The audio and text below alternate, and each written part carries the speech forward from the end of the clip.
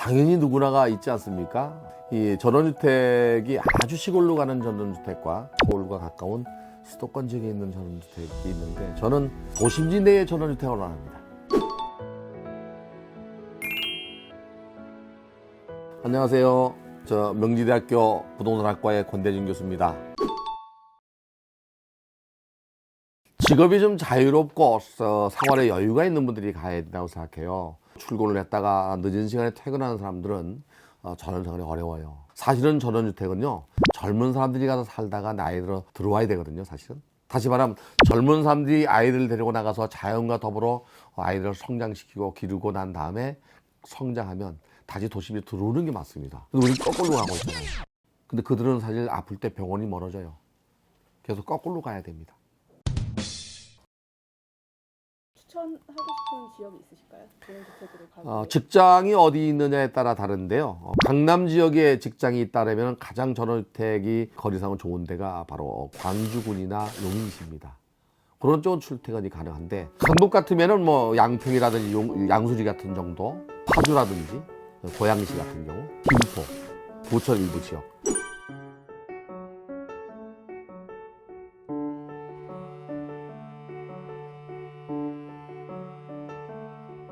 미래 가치가 있는 지역은 결국에 지하철 노선이 연장되거나 GTX 노선, 특히 여기 가까이 있는 지역이 가장 좋을 것 같습니다. GTX A 노선이 파주 운정역에서 출발해서 삼성역을 거쳐서 이제 수원 쪽으로 가거든요. 그 노선이 괜찮고요. B 노선도 역시 마찬가지로 지금 인천도 출발해서 남양주까지 갑니다. 그럼 남양주 왕수 1지구를 기점으로 하고 있기 때문에 그 정도까지는 괜찮은데, 거기서 조금 더 가서 마석까지도 괜찮을 것 같아요. C 노선이 이제 의정부 덕정에서 수원까지 갑니다. 그리고 수원으로 내려갔을 때는 이제 평택이나 오산, 화성, 요 지역이 GTX 노선하고 연결되기 때문에 괜찮을 것 같고요. 그 노선이 전부 또 분당이나 수서를 지나갑니다. 아까 말씀드린 대로 분당 수서 주변 지역, 특히 용인 신갈 지역, 이런 지역은 뭐 상당히 떠오르는 지역 아닌가 하는 생각이 들어요. 이미 그 노선이 발표되고 나면 그 교통의 편리성 때문에 가격이 많이 오르는 편입니다. 그래도 아직 덜 올랐습니다. 가장 그 가격에 미치는 영향이 큰 것이 교통입니다. 마을을 내려다보는 지역이 가장 입지 조건은 좋습니다. 근데 마을이 있다는 얘기는 결국에 대중교통이 들어온다는 얘기거든요. 그러면 그 대중교통이 들어온 마을로부터 한 번만 타고도 지하철역이나 GTX역을 갈 수 있어야 됩니다. 그러면 그 주변 지역은 그 교통의 호재에 영향을 받아서 가격이 상승할 가능성이 높습니다. 가격이 올라야 되지 않습니까? 스스로 땅을 사서 인허가를 내서 짓는 거는 저는 반대합니다. 집을 한번 짓고 나면요, 한 5년은 늙을 것 같습니다.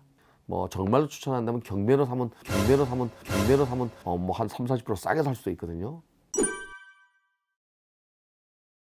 지연원 주택을 구입할 때는요, 상하수도가 원활한가, 정화조가 잘 되어 있는가, 냉난방이 가능한가, 또 연료를 뭘 쓰고 있는지, 들어가는 진입로는 차가 원활하게 다닐 수 있는지, 마을과의 거리나 또는 갑작스럽게 일이 발생했을 때 도심지나 또는 병원과의 거리 꼼꼼하게 챙겨야 됩니다.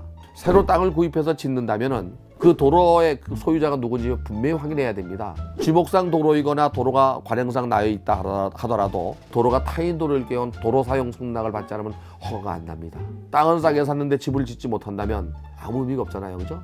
이걸 제일 먼저 체크해야 되고요. 그리고 짓는 과정에 이제 정화조부터 상하수도, 냉난방까지 내가 다 챙겨야 됩니다. 그리고 건물을 지을 때도 역시 마찬가지고요. 여러 번 지어봤다면 잘 지을 수 있지만 처음 짓는 거라면 실수가 나올 수 있게 됩니다. 그러면 내가 원하는 집을 지을 수가 없게 돼요. 부동산학은 이제 풍수지리학을 배우게 됩니다. 서양 학문에서는 입지론이라고도 합니다. 주택자리를 보는 걸 우리가 양택이라고 하고요. 묘자리는 음택이라고 합니다. 주택자리를 볼 때 기가 센 자리는 피해야 합니다. 우선 산 밑에 있으면 산사태가 나거나 또는 그 자연재해를 받을 수 있고요. 계곡도 마찬가지입니다. 계곡에 갔을 때 기가 센 자리가 있습니다. 비가 왔을 때 물길이 부딪히는 자리는 전부 기가 센 자리입니다. 골목을 들어갔을 때는 마주보면서 들어가는 보이는 골목은 전부 기가 센 주택지입니다. 비켜나는 자리로 가야 됩니다. 그 비켜나는 자리는 주택지에서는 코너집이 되고요. 각지라고 하죠. 또 이 도심 시골로 갔을 때는요, 계곡을 조금 비켜난 자리에 언덕 그런 자리가 됩니다. 산과 계곡에서는요, 계곡에 가까이 주택을 짓는 게 아닙니다. 사실은 처음 그런 계곡을 선호하거나 좋아하는 사람들은요, 전원주택을 지어놓고 대문을 열고 나가서 계곡의 물에 발을 담그고 싶어 합니다. 근데 그거는 상당히 주택 위치가 위험한 자리에 있습니다. 조금 더 비켜나는 게 좋습니다. 조금 걸어가서 계곡이 있는 게 오히려 안전합니다. 계곡이나 또는 산 밑에 바짝 짓는 것은 오히려 위험 때문에 저는 비추천입니다. 지금 요새 핵가족이니까 아이를 하나 내지 둘밖에 안 낳잖아요. 가서 쉴 수 있는 공간이라면 적어도 전용 면적으로 20평 전후가 가장 좋을 것 같아요. 그러면 거실과 주방과 방 하나 정도가 나오거든요. 그러면서 마당이 좀 있으면 좋고요. 전원주택은 큰 규모보다는 아담하고 내 수준에 맞는 작은 규모가 오히려 더 좋을 수 있고, 나중에 내가 만약에 전원주택 생활을 안 한다면 규모가 작다 보면 가격이 낮아서 빨리 팔릴 수 있어요. 큰 500평, 300평짜리 전원주택에 건물도 한 40평, 60평씩 지어버리면은 사는 동안은 좋을 수 있지만 나중에 처분할 때 처분 가격이 높은 것도 단점이지만 규모가 커서 팔리지 않을 수도 있습니다. 전원주택의 관리비가 기존의 아파트보다 적게 나옵니다. 초기에는. 시간이 경과하면 점점 많아집니다. 새 집일 때에는 냉난방 비용 말고는 크게 나오는 게 없는데요. 한 3년, 5년 지나고 나면은 아파트는 공동생활하기 때문에 아파트 관리 사무소에서 이 관리를 하죠. 단독주택은 내가 관리해야 됩니다. 그래서 겨울에 수도가 얼었다면 그것도 녹여야 되고요. 또 사용하다 보면은 망가지거나 또는 서로 고쳐야 될 부분, 또 설치해야 될 부분이 계속적으로 돈이 들어갈 수 있어요. 그래서 초기 비용보다는 시간이 경과할수록 많은 비용이 나가게 됩니다. 전원주택을 구입할 때는요, 사계절을 다 다녀보고 사도 돼요. 급하게 사도 필요 없습니다. 한 번 사면은 적어도 5년, 10년, 20년도 갖고 있을 수 있잖아요. 봄, 가을에는 굉장히 좋았는데 여름에 살아보니까 너무 더워서 못 살겠는 거예요. 벌레도 나오고, 그리고 겨울에 가보니까 너무 추워서 또 눈도 많이 와서 교통이 불편해요. 한 번씩 돌아가면서 계절마다 살아보면 내가 편리한 적이 어디인지, 어떤 집이 나에게 맞는지, 그런 것들 계속 발품을 팔아서 보면 나중에 나에게 맞는 집, 나에게 맞는 위치가 나옵니다. 그러고 사도 늦지 않습니다. 저도 제주도에서 한 달 살고 싶었습니다. 근데 왜? 직장 때문에 안 됩니다. 퇴직한 친구들이 거기 가서 이제 한 달 정도 살고 하는 얘기가 있어요.